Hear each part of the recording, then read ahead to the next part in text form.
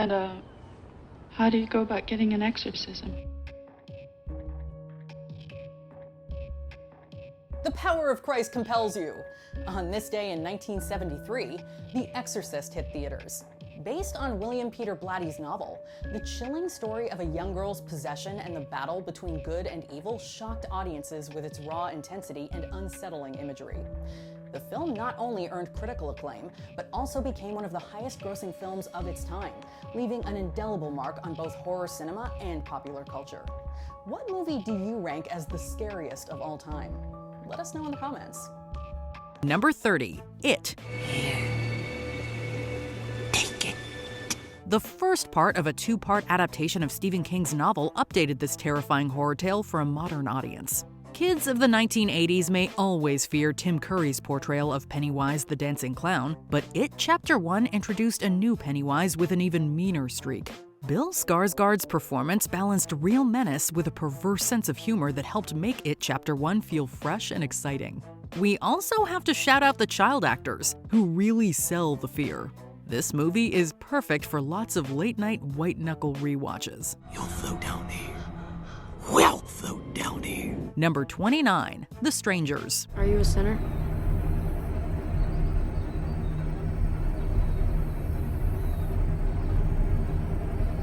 Sometimes. There's just something primal about horror films that are set in those situations where we're most vulnerable. It could be Psycho in the shower or Jaws in the open water, but they make our skin crawl. The Strangers strikes a similar nerve, that fear of our homes being invaded when we're all alone. Of course, it helps that the cinematography here underlines just how frightening that situation can be, as the titular strangers lurk in the shadows. This film is violent, sure, but it's also scary as hell, and isn't afraid to let moments linger for the sole purpose of making us look twice into the darkness. Why are you doing this to us? Because you were home. Number 28, Ju-on the Grudge.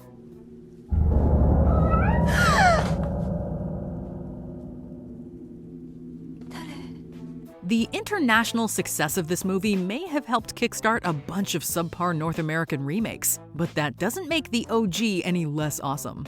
The supernatural setting of creepy-looking ghosts out for revenge is nothing new. However, The Grudge was able to set itself apart from this horror movie trope with its evocative cinematography and memorable character design. The young spirits of Toshio and Kayako have since become instantly recognizable cult figures. Ju-on the Grudge is already considered a modern classic of Japanese horror, and an absolute must-watch for fans of the genre.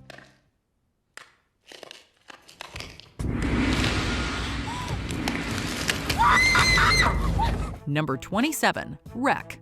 José al volante, Alex y Manu son la patrulla de bomberos que vamos a estar acompañando. Spanish horror has a rich cultural history that dates back to the 1950s and 60s.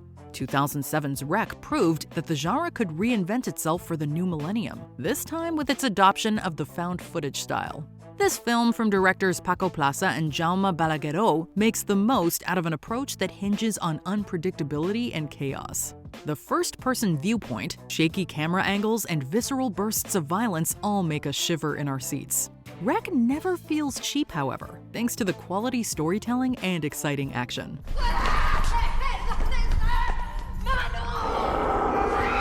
Number 26, Candyman. Candyman, Candyman, Candyman, Candyman. Candyman.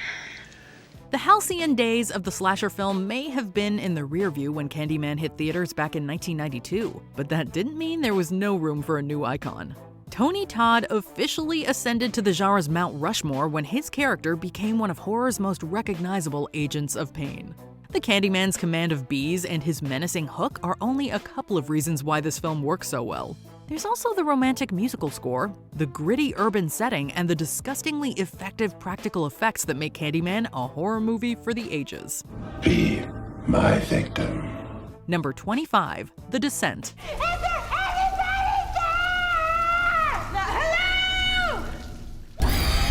This is one of those horror films where the location itself is so tense and frightening that it barely even needs the disgusting monsters.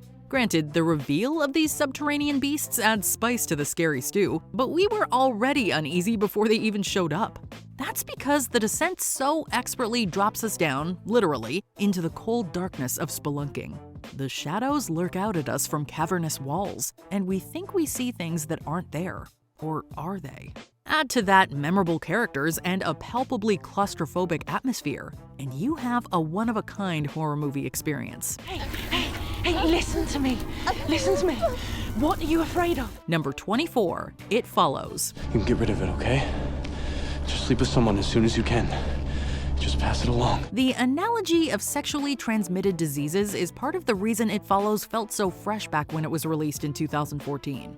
Writer-director David Robert Mitchell may not have completely explained the rules for why the entity follows the way it does or how it can be destroyed, yet it's more about the journey than the destination here. It Follows plays with our paranoia as we constantly scan the background for who's on the horizon. The performances and the characters' general likability get us invested in the story, while the soundtrack keeps us on edge. This one is destined to become a modern horror classic. See? Everything's okay. Number 23, The Babadook.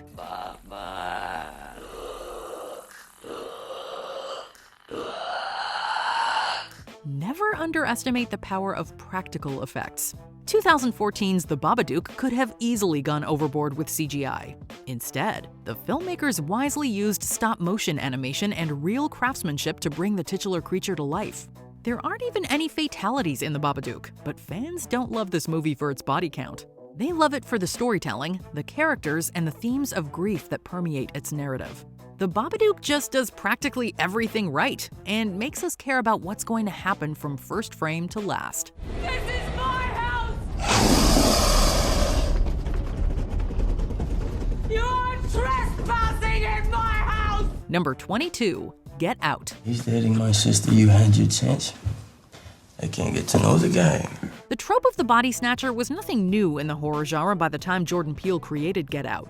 Yet his film managed to inject new life into this narrative through the exploration of class and race. Get Out also subtly incorporates humor throughout the story, but make no mistake, the film is full of uneasy frights. The existential horror of the sunken place in particular gives us nightmares. Peele's script is smart, taut, and tense, and the subtle Easter eggs hidden throughout the film make it eminently rewatchable. Why us? Why black people? Number 21, Poltergeist. They're here. There's just something special about that first time. You know, those early scares that set you up as a horror fan for life? The original Poltergeist from 1982 is one of the best entry points for young fans seeking to dip their toes into the harder stuff.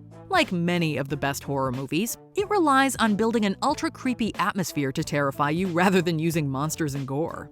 With practical effects that still hold up today and universally great performances, Poltergeist is one of those movies that's both scary and super fun to watch. A terrible presence is in there with her. So much rage, so much betrayal. Number 20, Sinister. Before helming Doctor Strange, director Scott Derrickson's experience with the supernatural skewed in favor of the spooky stuff. And the crowning achievement of his horror filmography is without a doubt Sinister. Bagul, the eater of children. Did you say eater? Yes, of children. The story centers on a true crime writer played by Ethan Hawke, who moves his family into a home that once played host to a series of grisly murders. His hope is that this mysterious crime can serve as the basis of his next book. If an image was destroyed, then the gateway would be closed and Bagul would no longer have access to this world, right? Mr. Oswald, what kind of book are you writing, exactly? The film is not afraid to embrace haunted house cliches, but Derrickson's mastery over them is such that even when you can see a scare coming, it never fails to hit the mark. Employing elements of found footage to excellent effect, Sinister will make you steer clear of the attic. I made a mistake. We should have never come to this house. Number 19, Paranormal Activity. I would see the, I guess you'd call it just this mask, like the shadowy just figure that would be at the foot of my bed. Told using video camera footage, this supernatural horror combined everything that made the Blair Witch Project and the Amityville horror classics of the genre. The specter doing the haunting is a demon that feeds off of negative energy and has latched itself onto Katie. It seems to me that that's what we're dealing with, something that's basically connected to you. In Paranormal Activity, we get to see the psychological damage that prolonged exposure to pure evil wreaks on an ordinary couple. The found footage style makes it feel believable, while also incorporating numerous jump scares. But it's the moments of quiet and static that allow the sudden action to scare us to our bones.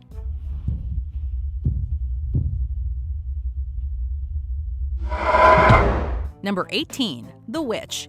For anyone who feels tired of the same old horror movie tropes, The Witch is a welcome change. It was a witch. Aye. It was a witch, Mercy. You speak her right. Thomason. It was I. Liar. The feature film debut of writer-director Robert Eggers, this period piece is a reminder that there are a lot of different ways to scare an audience. Mother and Father will find out. What? That you are a witch. Set in the 17th century, The Witch follows a Puritan family trying to scrape out a living on their New England farm. When the youngest child, Samuel, suddenly disappears near the woods, however, the fervently religious family is torn apart by suspicion, bad luck, and, it would seem, supernatural influence. Thomason, take the children outside. What does this to me? What does this? You'll find few jump scares in The Witch. The film takes a slow burn approach that instead gets under your skin using atmosphere, paranoia, and an unrelenting sense of dread. Wouldst thou like to live deliciously? Yes. Number 17, The Blair Witch Project. The woods around Halloween time is a creepy enough phenomenon. I don't want to go cheesy. I want to really avoid any cheese. One of the most successful indie flicks ever, the Blair Witch Project's marketing campaign made it the most talked about movie in the US. The fact that the teasers and trailer whet audience appetites while giving away virtually nothing about the plot made the found footage flick's twists and turns all the more shocking.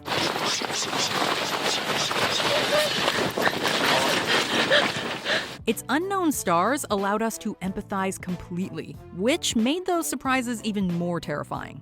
To cap it all off, the simple yet horrifying closing seconds ensured that this film was one of the scariest of all time.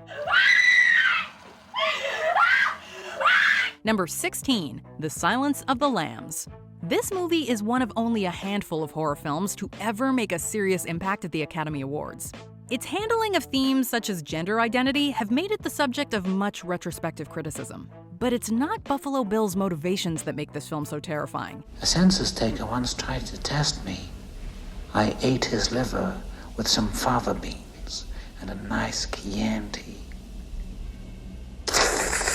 At its heart, The Silence of the Lambs is a story about the abduction and murder of female victims, crimes that feel all too real and terrifying. Now he places the lotion in the basket. Please. Please. Jodie Foster's performance as FBI trainee Clarice Starling was career-defining. And who can ever forget the way Anthony Hopkins inhabited the role of Dr. Hannibal Lecter?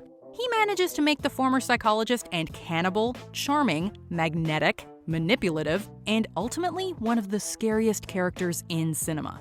I do wish we could chat longer, but I'm having an old friend for dinner. Number 15, 28 Days Later. Hello!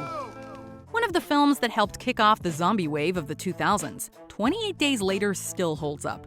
Though many people have had their fill of these brain-eating monsters, 28 Days Later stands apart from the pack. These zombies are cut from a different cloth. The film centers on a young man who awakens from a coma to find that Great Britain has collapsed in the face of a highly contagious viral outbreak. And you do not need to get bitten to contract it. The infected in this film feel like creatures of limitless energy, rabid and animalistic in the way they attack. Filmmaker Danny Boyle makes good use of confined spaces, chaotic camera work, and the human capacity for evil to anxiety-inducing effect. What do 9 men do except wait to die themselves? I moved us from the blockade, I set the radio broadcasting, and I promised them women. Number 14, Insidious. Written by Lee Whannell and directed by James Wan, the same team behind the Saw franchise, Insidious is in many ways your classic haunted house story. Dalton? It's doesn't reinvent the wheel, but it's a very, very solid reminder that tried and true scare tactics still work wonders when properly executed.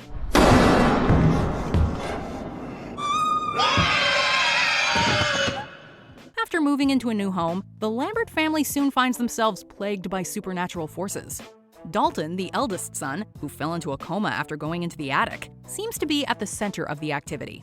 What makes Insidious so scary is its relentlessness. What? The scares are fast and frequent, but rather than giving audiences a genuine break, the filmmakers use mounting dread and discomfort as the movie's baseline tone.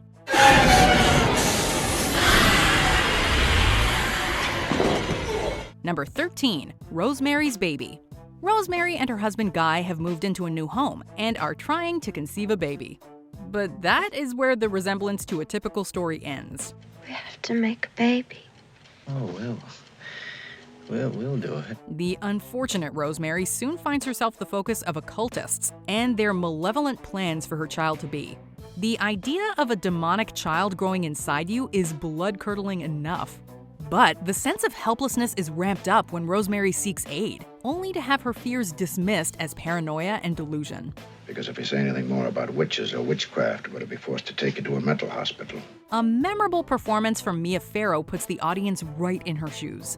You will never look at your neighbors the same way again after this film. What have you done to it? What have you done to its eyes? Number 12, The Conjuring. We don't know what's going on or what to do. Can you help us? Yes, we can. While both Insidious and Saw are remarkable films, most would agree that filmmaker James Wan's greatest contribution to horror is The Conjuring. The film centers on paranormal investigators Ed and Lorraine Warren, who are hired by the Perron family when they begin experiencing strange and unexplainable events in their Rhode Island home. Set in the 1970s and inspired by the supposedly true story of the Amityville Horror, the film feels like a throwback to classic haunted films of decades past. The scares are solid from start to finish, but it's the performances of this impressive ensemble cast that make the film so effective. You really care about these characters, and that makes every supernatural threat much more visceral. She won't let her leave the house. What? What do you mean? If we take her out, the witch will kill her. Number 11, The Thing. Just 4 years after Halloween, John Carpenter made another classic, though no one knew it at the time. I don't know what the hell's in there, but it's weird and pissed off, whatever it is. The Thing was poorly received upon its release and barely broke even. Over the years, however, it's been subject to one of the most drastic critical reevaluations in the history of horror. The practical effects used to bring the titular monster to life stand up to this day, and still represent some of the most grotesque but inspired creature designs to ever grace the screen. The gross bodily manipulation was simply too much for viewers back in the 1980s, but this uniquely terrifying vision would go on to influence a generation of horror filmmakers. Number 10, The Ring. 7 days. What would you do if your son had 7 days until he dies in horrendous fashion? So you know when I'm going to die? And what if your son's fate was inexorably tied to your fate? These are the questions that this remake of the 1998 Japanese film attempts to answer in the most unnerving way possible. Fueled by amazing sound design and a gripping score, every moment of The Ring will have you recoiling in terror. No need for loads of gore here. With just lots of disturbing visuals, the use of psychological horror, and a haunting vibe, it's no wonder the movie was both a critical and commercial smash. Number 9, The Texas Chainsaw Massacre. Hey, you see those buildings there? That's where they kill them. Gritty and foreboding in every scene, this slasher flick revels in the violence and gore that it throws at its audience. When a group of friends decides to pick up a hitchhiker on their way to a family homestead, they have no way of knowing just how horrible their world is about to become. Here's the short version. Awaiting them with open arms and empty stomachs near their destination is a family of cannibals who use the bones of their victims to furnish their home.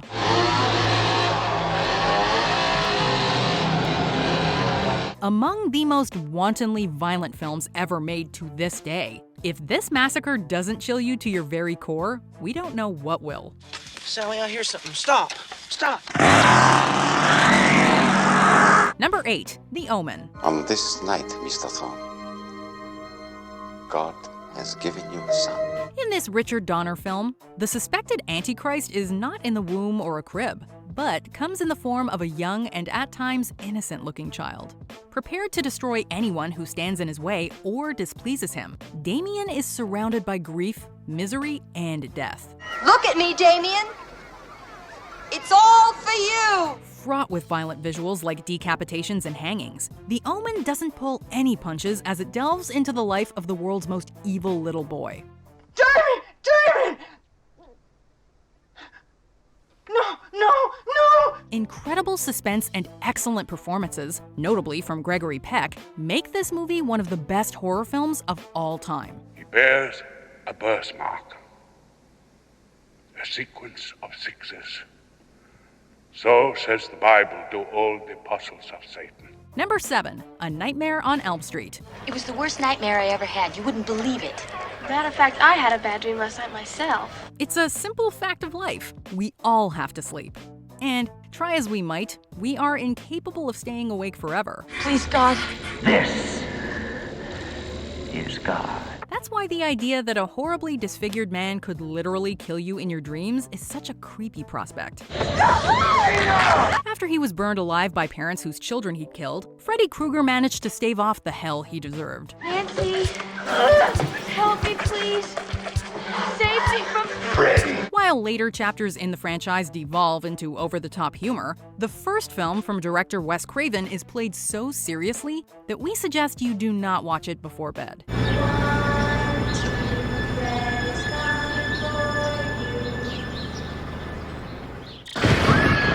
Number 6. Hereditary. In 2018, cinema goers were introduced to a new master of horror, filmmaker Ari Aster. It's okay. It's okay. It's okay. An unrelentingly bleak and deeply disturbing film, Hereditary pushes the boundaries of the genre in ways that, quite frankly, we didn't know were possible.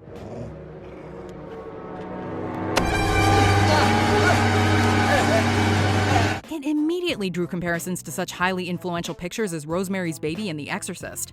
The film doesn't bother with jump scares. It instead shocks with genuinely unexpected and deeply disturbing imagery, from which it refuses to turn away. The tension and overwhelming sense of dread are so pervasive that some viewers may not last long enough to see the mystery unraveled, further bolstered by stellar performances all around. Hereditary isn't just a scary movie, it will shake you to your core. Please stop!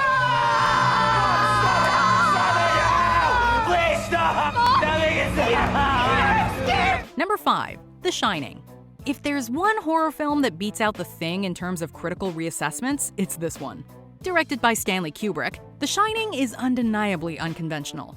Come and play with us, Daddy. It's a lonely, ambiguous, and thoroughly unsettling experience that, while arguably a tale of the supernatural, is fundamentally about one man's descent into madness. The most terrible nightmare I ever had.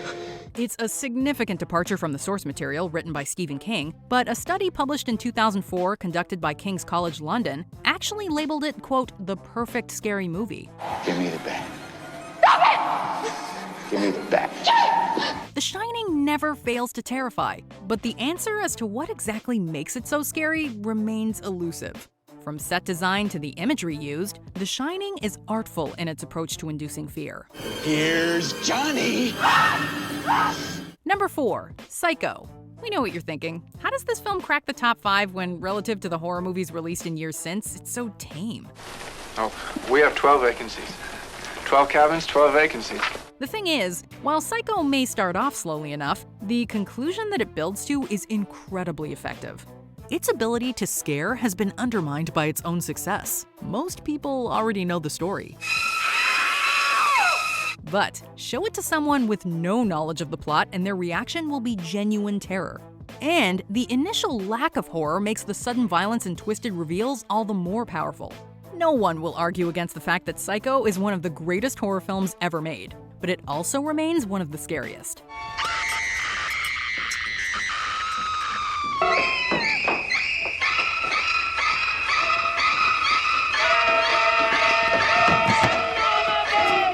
3. Alien. Despite the science fiction elements of the story, there can be little debate that Alien is in fact also a horror film. Being stuck inside a claustrophobic environment you can't escape with a mindless creature that only wants to kill you is a creepy idea, to be sure. Heck, even just sitting down to enjoy a meal together in this movie becomes a complete nightmare. That chestburster scene is forever burned into all our memories. Ridley Scott's space adventure doesn't only grab you by the neck, but also never lets you go again.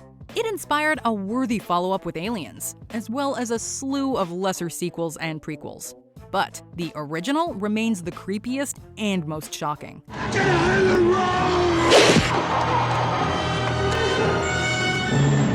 Number 2. Halloween. Michael?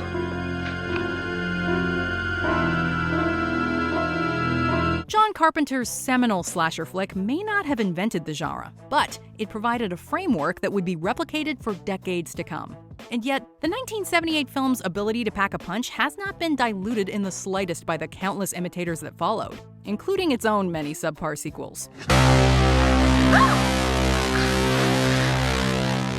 In making this film, Carpenter really found the perfect recipe. Michael Myers, armed with his now iconic mask and imposing physique, makes quite the impression. His commitment to silence adds an extra layer of tension, while Jamie Lee Curtis's breakout performance makes us feel extremely invested. Her fear becomes our fear. Musical cues can make or break a horror film, and the score for Halloween consistently intensifies the scares.